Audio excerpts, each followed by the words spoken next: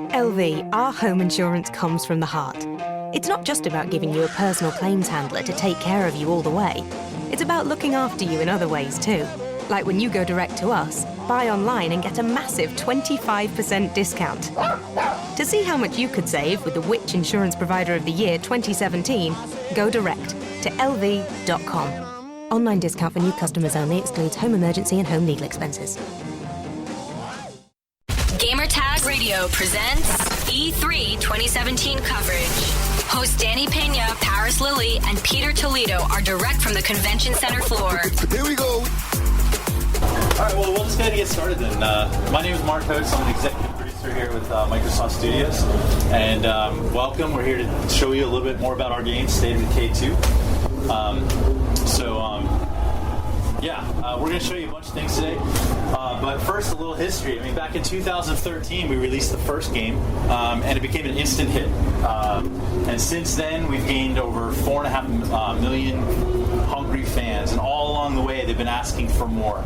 And we've delivered on some of that with some DLC and then the Definitive Edition, but we're really proud and excited to be here at the show talking about State of Decay 2, which really represents a true sequel to the game and a game that kind of takes what State of Decay was to the next level. And for us, I also wanted to introduce our development partner. We got Patrick Cooley here from Undead Labs, as well as Richard Fogey, design director from Undead Labs. And what we're going to take you through today is a demo of the game. For the first time ever, we're giving people a first-hand view of actual gameplay. And we want to focus on a few specific features of the game. If you're familiar with the original game, it's quite a complex game. There's a lot to it, a lot going on, a lot of features. But there are specific features that we want to focus on that we believe really separate us and differentiate us from a lot of the other zombie games that are out there. When we first started thinking about this game, people kind of say sometimes, especially these days, another zombie game? Really? Does the world need another zombie game? And for us in Undead Labs, the answer was resoundingly yes, it does.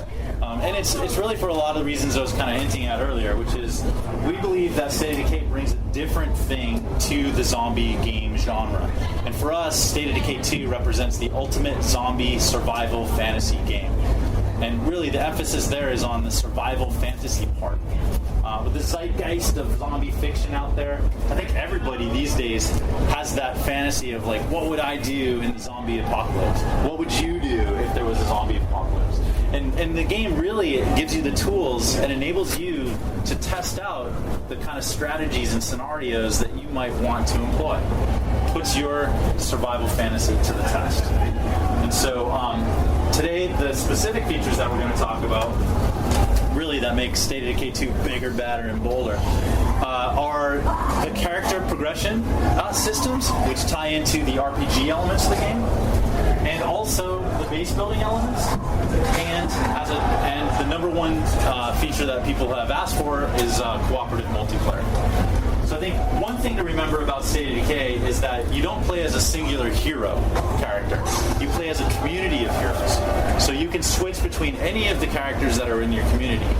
And all of them bring to the table different strengths and weaknesses. And so, Fogey, can you take us through a little bit of our community? So, Mark was saying, basically every survivor in State of Decay 2 is unique. They're composed of a set of over 1,000 different traits, which is a pretty steep upgrade from the 100 or so that we had in State of Decay 1. Tiffany specifically had a pre-apocalyptic career as a groundskeeper. She's never been sick. She's guilt motivated. These traits influence her core survival skills, how they're going to work, how quickly they upgrade, how she'll be able to specialize them, whether or not any of those skills are capped, limited in potential. Fortunately, they don't really limit her in any way, but she's pretty vanilla. They don't bring a lot to the table as regards the core survival skills.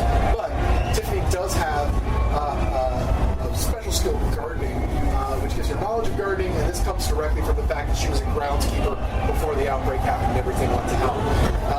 The other thing that Mark mentioned is you don't play a specific hero in this game. You represent an entire community of survivors.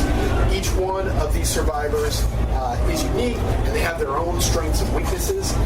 Matt here, for instance, was one of the first survivors I had in my community. Because of his background as an action choreographer, he had really great fighting to begin with. I've been using Matt a lot to go out on scavenging runs and things like that, fighting a lot of zombies. And because I've been playing with him so much, he's been upgraded to a hero in my community, which gives a community-wide benefit called Work Schedule.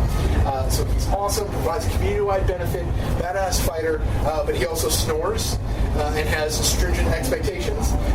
So just like real life, you find yourself in a survival situation with somebody you don't necessarily know. You get that whole person. You get the bad parts of them and the good parts of them. So yeah, so that's one part of the simulation. The other important part of the simulation is the base building. So Fogey's taking out Tiffany. It's kind of walking around and giving you a tour of the base here. And what you'll see is that this community's been settled in the base for a little bit of time, and they started to upgrade and to improve it. The base provides shelter, but it also provides you opportunities to bring more capabilities to your community. So you see here, she's approaching an area that with this dashed line here, and this is a space where you could build additional facility to your base. So can you talk a little bit about some of the base building options that you have? So this space screen is your one-stop shop for all the aspects of the simulation that are affecting your community. The panel on the left gives you a high-level breakdown of all the different things that are going on. You can drill into all of these and get additional details about what's affecting your community. So specifically, I jumped into the resource panel here. That's letting me know that I've got 5 survivors that are eating food every day in my base, and that's where a lot of my food's going. You see I'm very low on food right now. That's because I recently brought Tiffany and a couple of other survivors in the community. They've been eating away at my food surplus, and now I'm running to the point where I'm going to be, this basically says, we're completely out of food. We're not starving now, we will be soon. And starvation is a state where if your community enters into that state, people are going to start losing health, they're going to have less stamina, they're going to start getting frustrated, morale's going to drop. People might even start leaving your community if it goes on long. This gives me a breakdown of my population, my available labor. Labor is a resource that you use to build facilities and staff outposts and perform other actions. Right now, most of my labor is coming directly from my population. There are certain traits that a survivor might have that may make them better at providing labor. They might be a hard worker. You might get a lazy survivor that provides less labor. In this case, we're getting bonus labor from the fact that Matt has a hero bonus that he's providing to the entire community. Breakdown of all the things that are affecting morale. We're sleep deprived because we don't have enough beds for all of our survivors. And also, Matt snores. It's a little thing, but you can imagine if you had a community full of assholes, that might affect your morale pretty negatively in the long run. Fortunately, most of our survivors have positive traits that are kind of bolstering up the community and bringing morale up. So we're kind of coming out even here. If your morale gets really low, people are going to stop being able to perform tasks as quickly. They'll also stop gaining XP as quickly. Conversely, if your community has really high morale, you're going to complete the tasks very quickly and gain XP faster around the world. We're also attracting noise in the base. As your community grows, you bring more people in, or you're building certain facilities, or you have facilities that just naturally make more noise. The noise at your base is going to increase. Noise attracts zombies, and if you're making enough of it, a zombie siege might assault your base. So the main problem we have to solve in the base right now is this lack of food. If we don't get food right away, we're going to enter into that starvation state that I was talking about. There are a couple ways I can go about this. I could try to stealthily sneak down into town, find an old fast food restaurant or an old grocery store, an old convenience store, and I can try to find see if it has any food resources left that I can then scavenge, throw in the trunk of my car, bring back to the community, or just hoof it if I'm trying to make as little noise as possible.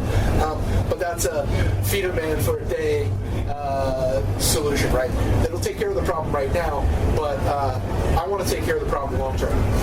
So because we're in this particular base, I have a large outdoor facility that I have access to, and because I have Tiffany's knowledge of gardening, I can jump in here and see that if I build this farm, I'm going to be able to get 5 food resource income into my community every day at the cost of 2 labor per day. We have plenty of extra labor because of Matt's hero bonus. All we need is to find a packet of seeds. There are lots of different facilities that you have access to. They can change the way, they can change the shape and your plans, right? The way you approach your survival scenario. In this case, I don't have anybody with knowledge of mechanics. I don't have access to a facility that's providing power, so I can't build this particular facility. Facilities enable you to make your base more secure. You can also compensate for any resource deficiencies that you might have with certain facilities. You can also enable your survivors to craft consumable items and weapons and to repair the weapons that they have with facilities. So you can see how the unique combination of the characters and their traits informs what they can do, and that interacts with all the options and the current status of the base that you have, and it results in a mission for you. The mission for us gives us a choice, and we've chosen to take a long-term solution to solve the food problem. So now we go out into the world to find the seeds that are going to be able to enable us to build out that farm that we so need right now. Right, and I'm not going to take Tiffany out into the world to find these seeds right now. She's the one that's providing this knowledge, which is fantastic. I want to keep her safe and pace. She's also not an amazing fighter yet. I was talking about how great Matt was earlier, so I'm going to switch to Matt and have him be the one that goes out into the world to find these seeds. So if you're going to go find the seeds, they're not just going to be lying around your base. You're going to have to go find them somewhere, probably nearby. But that requires you to leave the safe confines of the base. It's a dangerous world out there. There's zombies out there. So maybe it's not the best idea to go alone. Do you have choices? You can go alone, or maybe you can bring someone with you to kind of act as backup. Absolutely. So I can talk to any one of the survivors in my community. I could enlist them as a follower, take them out as an NPC to watch my back. But because this is State of Decay 2 and one of our most requested features of multiplayer, we're going to do that. I can jump in here. I can invite a friend very quickly, very easily into my game. I could also jump in and see if they had a game available for me to jump into. That's not going to solve my food problem. I want to show you one more thing, which is that we have this system where I can call for help. Shoot this flare up into the air, and what that does is it looks at a pool of people who have in their game volunteered to help out in somebody else's game. They said basically, look, I want some cool multiplayer rewards. I don't care who I'm helping. I just want to jump in and help somebody out. I'm essentially saying the same thing. I don't care who jumps in my game right now. I just want some help. So do some matchmaking, pull somebody into my game right now that can help me out. And there you see, Lauren has arrived on the scene. So Lauren is a member of Patrick's community. So Patrick joined the game after seeing the flare, and he chose to bring Lauren to help out Foggy on his mission to go get the seeds. So we've talked a lot about the simulation elements, the base building, the deep, how that all interacts with the deeper and more sophisticated simulation of the game. But still, State of Decay 2 has all of the visceral action that you've come to expect of a game like this. This is where the rubber hits the road. So driving is an important part of it. We brought back the iconic door slam attacks. And that's not only just a cool attack, but it also helps save damage on the car, which is important. Because vehicles are super important in this game. They not only get you from A to B, they act as a receptacle where you can store supplies. And as you're seeing here on the way to the seed store, the garden store, they're a pretty effective weapon as well. All right, so I happen to know there was this garden supply store in town. There's going to be a great place for me to find seeds. I'm going to search for it right now while Patrick watches my back out on the street. Like Mark said, we weren't exactly subtle coming into town in this giant 1970s era American muscle car making a ton of noise. So there's probably some zombies out on the street right now. But fortunately for us, I found the seeds right away. I'm going to head outside here. And before we go back to town, go back to our base, we're going to stop at this police station right down the street. You know what I'm going to do? Take out a couple of those guys. So you can get into just about any building in the world of State of Decay. You can search it, find things in there. What you find is contextually accurate. If you want to find seeds, you go to a garden store. So what do you think we're going to get out of this police department? So I expect to find weapons and ammo in this place. I just want to see if there's any cool guns real quick before I head back to my base. I also would like to set up an outpost here. Outposts allow you to extend the influence of your community. When I set up an outpost, I then have access to my community supply locker. I can also switch characters from the outpost, and it creates a small safe zone around the building, which is pretty useful. So I found a pretty sweet little tactical shotgun. That's going to be nice. Patrick's doing the hard work of clearing this place out. You got it? Yeah, you're very safe. You feel safe? I don't feel safe. Trust me, you've never been safe. All right. So because it's a police station, it becomes an ammo outpost instead of a basic outpost. What that means is I can provide labor and staff this outpost, and that's going to generate 1 ammo income into my community every day. I'm going to claim this outpost, open up the supply locker, jump over here, drop the seeds in, open the base screen back up. And because I've now completed all the prerequisites for the farm, and because I'm in an outpost, I can start that farm building right now. I can also staff this outpost, which you can see leads to that additional ammo income every day that I was talking about. So this is great. You can see that he's actually accessed the base remotely. So he can trigger activity back at the base when he establishes an outpost from that outpost. And one thing that's happened here, though, is that increased activity. You know, if you go to build something in the real world, there's a lot of activity, a lot of noise. It's created additional noise, and this is alarming for the people that are back at the base because noise draws zombies. So I think these guys better get back to the base before things get too out of control there. That's exactly what's already happening. You ready to go? Yeah, let me just finish dropping my stuff off. Dropping what stuff off? I got some gifts. We'll be useful. You found me some presents. Are we in Gun Club together? I'm excited about Gun Club. Everyone's in Gun Club. Well, I should have mentioned too, like for this demo, the game is actually working. It's truly working. While we have an outline for the demo, the simulation is actively kind of creating what's happening in the world. So really, anything could happen in terms of what zombies arrive on the scene and how severe this siege actually is. Oh, see, this is way better than the shotgun that I found.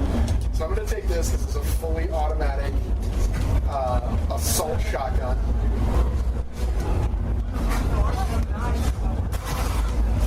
I think the first rule of Gun Club should be fully automatic shotguns. It's an incredibly loud gun that I have no way of making quieter, but I can do this.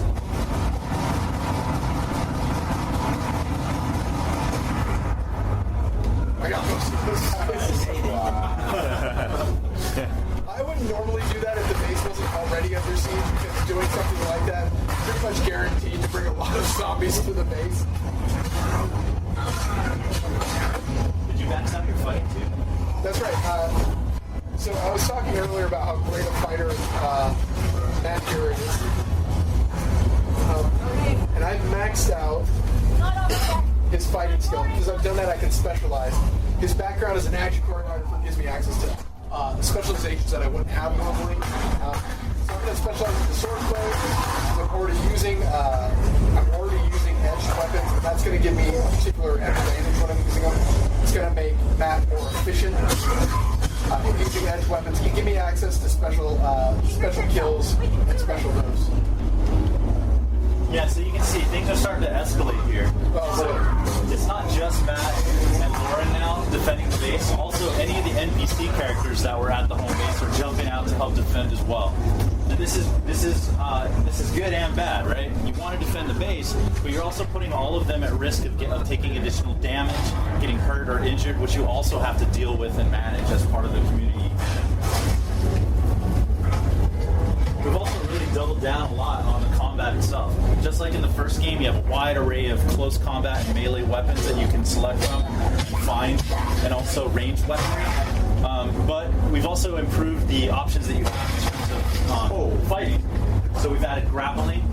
You'll see at different times here you can actually grab and hold a zombie, subdue them so that a co-op player can come up and finish them off, or you can grab them and fling them for tactical advantage, for sort of like clearing out groups of zombies, maybe knocking other zombies down.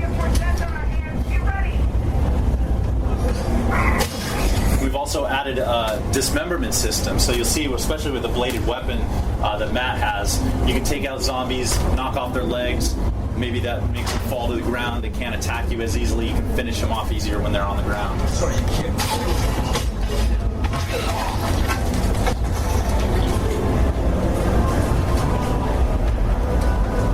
Both things seem to be pretty well in hand. Yeah. Looks like you might get out of this without any freaks coming off.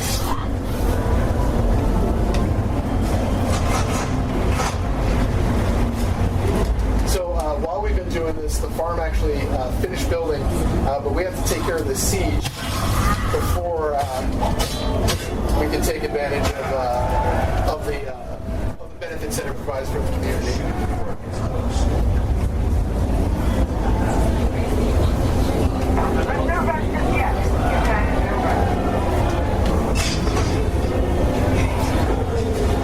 Alright, some loaders to the west. Maybe I spoke too soon. So you got not only normal zombies to deal with, but you also have what we call freaks. Some of these have been brought back, popular ones from the original game. My best In this buddies case, we've got over Juggernaut, super powerful, very strong, durable guy. Deals a lot of damage very quickly. Looks like Matt's taking a beating here. And he's got to be careful because you can see he's starting to get fatigued. And when he becomes fatigued, oh no. Things aren't looking good for That's Matt. not good. He wanted us to see that. He wanted you to see that. I like Matt to live. So Matt's dead. Like dead. All the way gone dead. Yeah. Just like the original game, you die, is permanent. There's no coming back. Everything that Matt brought to your community, everything he might have eventually brought to your community is gone. You still have this juggernaut to deal with.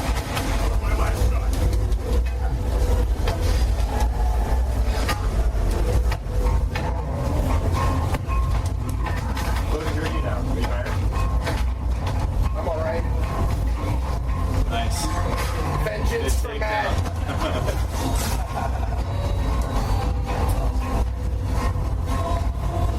That's more or less got the siege winding down at this point.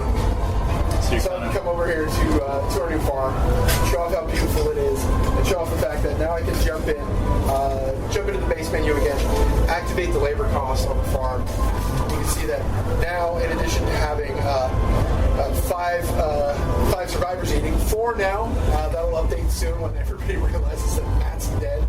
I'm generating 5 food income every day to kind of compensate for that. So we're gonna have a little bit of food surplus or food income coming in because we're gonna have more food than we have mouths to feed.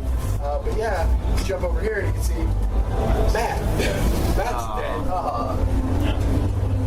The rest of the guys, though, they seem like they're pretty much okay. They're okay, except that we're losing some morale from the fact that Matt recently passed. It's going to take them a while to get over it, half an hour to be precise. But survivors in State of Decay go through the stage of the grief a lot faster than real life. So yeah, you can see it was a wager, right? We came up with our plan. We were trying to plan for the future. We have improved our base facilities, so now we can generate more food.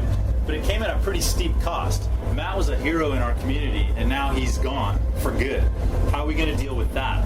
Are we going to find it? We have to find a new survivor, maybe to take his place, or now we have to take their existing survivors and remaining members of our community and get them built up so that they can be the primary fighter for our community. So really, this is just a small slice of what's available in the game. The simulation really enables you to make these kind of choices and play them out, to weigh the costs and benefits of your choices and your options and the choices that you make, and really to live out your zombie survival fantasy.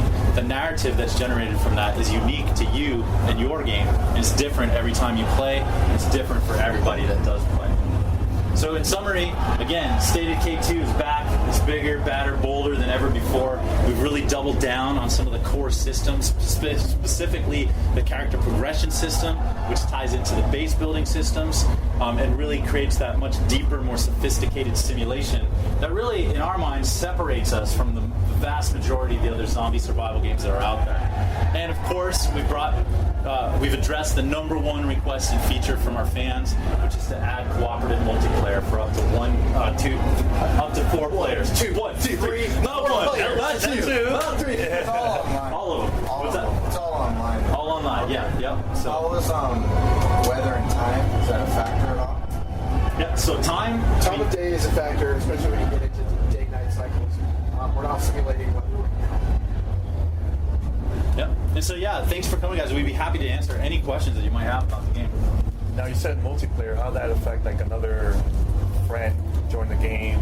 Is it based on his story or based on my story? Yeah. So if he's joining your game, he's joining your game. You're jumping into your world, but it's not like when you talk about things like that. Usually, it's like, where are you at in the story? What's your progression? But that's not a factor. You're bringing your survivor in. You're going to help out with what's going on in their world. You're going to get some cool multiplayer benefits. Your character's going to progress, do all kinds of cool things. But it's just that. It's just your character. And you're going to go back to your game. Yeah. It's like what we described before. We wanted to be as seamless as possible. Not unlike games like Minecraft, where you can just jump into somebody else's game and then help them out.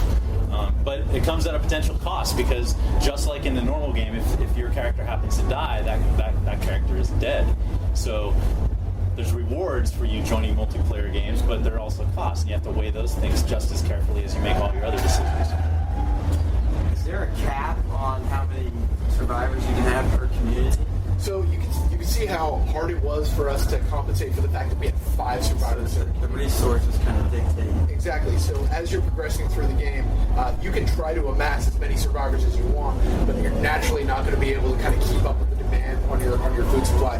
So your community starts to enter into this starvation state. People are going to get frustrated. They're going to leave, or they're going to be because they're starving. They're going to be in a situation where they don't have as much health. They don't have as much stamina, which makes them very vulnerable to situations like we just saw there. So where do you get new ones? How do we replace Matt? Is it just a random mission will pop up, or if we're just out on another mission, we run into a survivor and say, So come on over? one thing that we didn't cover in this is that there are human enclaves out in the world. The simulation is driving that as well. They're going to establish themselves. They're going to set up their own personal spots in the map. And you're going to go and you're going to find these guys, and they're going to say, you're going to interact with them. They might be friendly. They might be a little bit hostile. Either way, you're going to have a relationship with them that you can develop if you're doing missions for them, and they get to the point where they like you a lot. They might say, hey, look, we're ready to join your community. That would be great for us. You can determine whether or not you want those characters to join your community. There will also be situations where you might run into somebody who's running away from a zombie, afraid for their life. You save their life, and they're like, I got nothing going on right now. I would love to join you guys. And you can decide whether or not you want to pull those survivors into your community as well. So like right now, the group is sad right now because of Matt, right? So is there any way to faster the process of them becoming To speed up their speed it up, yeah, right? Is it based on like food or bringing a new group in to join the group? Or? Not really. You have to, right now what you have to do is you have to compensate for the fact that they're miserable. There are a lot of things that affect morale, and some of them are temporary like this, where they're grieving over the loss of Somebody else has to start snoring. somebody else. Right, yeah. It's still there, but because they haven't gotten over it yet. Or they're missing the fact that he snores. There's nothing. Oh man. It turns around. Do you remember Matt? You remember how much he snored? So is this like a full sim where you're kind of dictating your own story, or is there any kind of sort of narrative, boss battles, anything like?